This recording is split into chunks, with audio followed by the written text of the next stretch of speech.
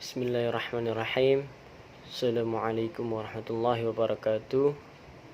Saya Riza Syauki dari kelas PAI 2B ingin menjelaskan beberapa penjelasan tentang tafsir bil ma'sur, yang dimanapun ini juga merupakan suatu tugas daripada Bapak Asrori LCMA dalam mata kuliah tafsir.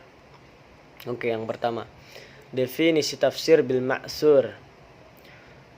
Kita sudah mengetahui bahwasannya tafsir itu memiliki arti menurut bahasa adalah penjelasan. Sedangkan al-ma'sur di dalam bahasa itu merupakan sisa ataupun bekas daripada sesuatu. Dan menurut istilah tafsir bil ma'sur ini memiliki arti yaitu penjelasan ataupun penafsiran daripada Al-Quran yang diambil daripada Al-Quran itu sendiri, ataupun daripada hadis ataupun sunnah Nabi Sallallahu Alaihi Wasallam, atau dari para sahabat ataupun daripada tabi'in dan tabi'in. Dan selanjutnya penafsiran daripada tafsir bil ma'sur. Penafsiran daripada tafsir bil ma'sur itu ada dari 4 sumber. Yang pertama dari Al-Quran itu sendiri.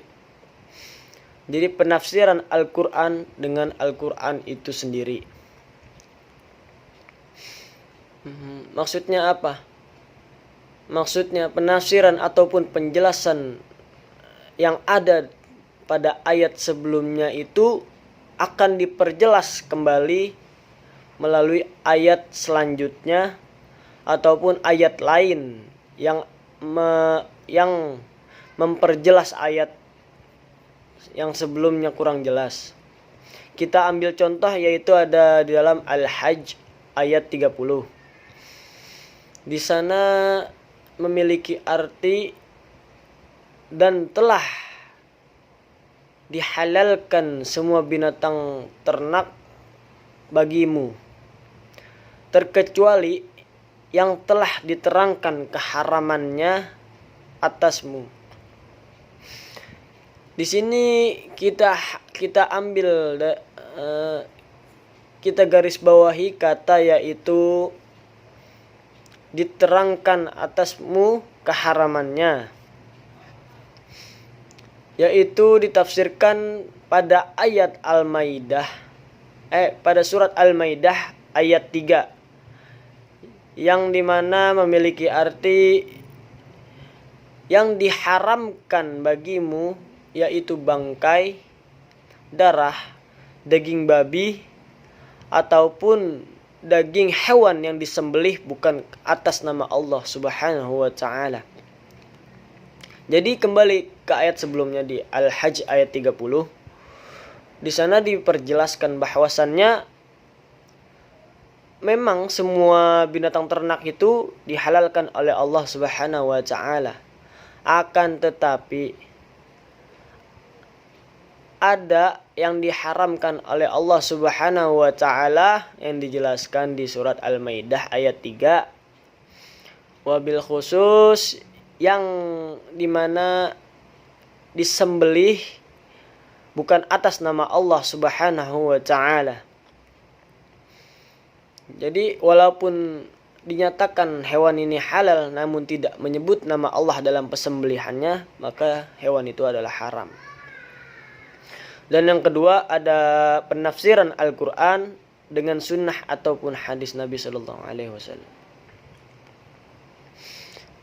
Maksud dari penafsiran atau penjelasan Al-Quran dengan hadis atau sunnah Nabi Sallallahu Alaihi Wasallam ini yaitu sebagai penguat daripada dalil yang terdapat di dalam Al-Quranul Karim, yang dimana kita ambil contoh yaitu di surat Al-Anfal ayat 60.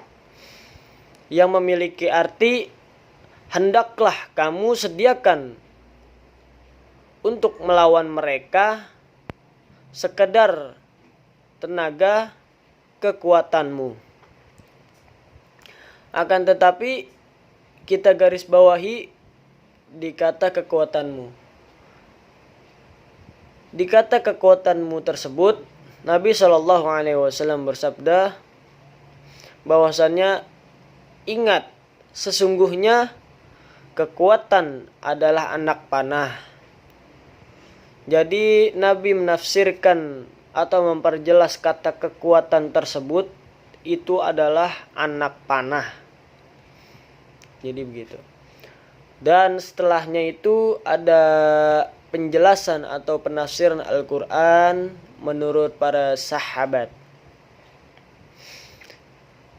Di sini sahabat itu merupakan pelaku sejarah. Pelaku sejarah karena apa? Karena sahabat ini adalah orang-orang yang terdekat pada Nabi SAW. Sahabat ini adalah orang yang mengetahui kapan turunnya ayat tersebut ataupun asbabun nuzul turunnya ayat tersebut. Dan kita lanjutkan kepada pendapat Al-Quran, penjelasan atau penafsiran Al-Quran menurut para tabi'in dan tabi'in, yaitu apabila tidak ada penjelasan setelah mengkaji daripada hadis ataupun sunnah maupun para sahabat, maka kita merujuk kepada para tabi'in. Akan tetapi tidak lepas daripada Al-Quran, hadis maupun para sahabat dalam penafsiran ayatnya. Kita ambil contoh yaitu di surat Al-Fatihah, yaitu yang berbunyi Shiratal Mustaqim. Di sini Shiratal Mustaqim menurut salah satu tabi'in yang bernama Mujahid bin Jabbar memiliki arti kebenaran, yang dimana apabila kita mengikuti kosakata tersebut, Shiratal Mustaqim itu adalah memiliki arti jembatan yang lurus. Tetapi menurut tabi'in yaitu Mujahid bin Jabbar, Shiratal Mustaqim itu memiliki arti kebenaran. Dan kita lanjut kepada kelemahan yang ada di dalam tafsir bil ma'thur. Yang pertama itu dalam kelemahannya adalah banyaknya pemalsuan di dalam tafsir bil ma'thur. Kenapa palsu? Karena penafsiran ini tercampur antara yang sahih dan dhaif. Oleh karena itu banyak yang memalsukan daripada tafsir bil ma'thur ini. Dan kemudian juga yang kedua itu adanya Israiliyat yang masuknya Israiliyat di dalam tafsir bil ma'thur. Jadi masuknya Israiliyat di dalam tafsir bil ma'thur ini terjadi yaitu pada masa para sahabat, yang dimana pada masa tabi'in banyak ahli kitab yang masuk ke Islam. Dan di zaman ini pun banyak yang mempercayai kisah-kisah daripada Yahudi dan Nasrani. Lalu setelahnya yang ketiga itu yang ketiganya itu adalah terlepasnya sanad. Jadi banyak orang-orang yang banyak yang melepaskan sanad daripada tafsir bil ma'sur ini pendahulunya atau periwayat-periwayatnya. Yang sudah kita ketahui bahwasannya sanad itu adalah penjelas keilmuan. Datangnya dari mana, riwayatnya dari mana, agar kita tidak keliru agar kita tidak ada kekeliruan. Jadi cukup sekian dari saya. Wallahu muwaffiq illa aqwamit thoriq. Assalamualaikum warahmatullahi wabarakatuh.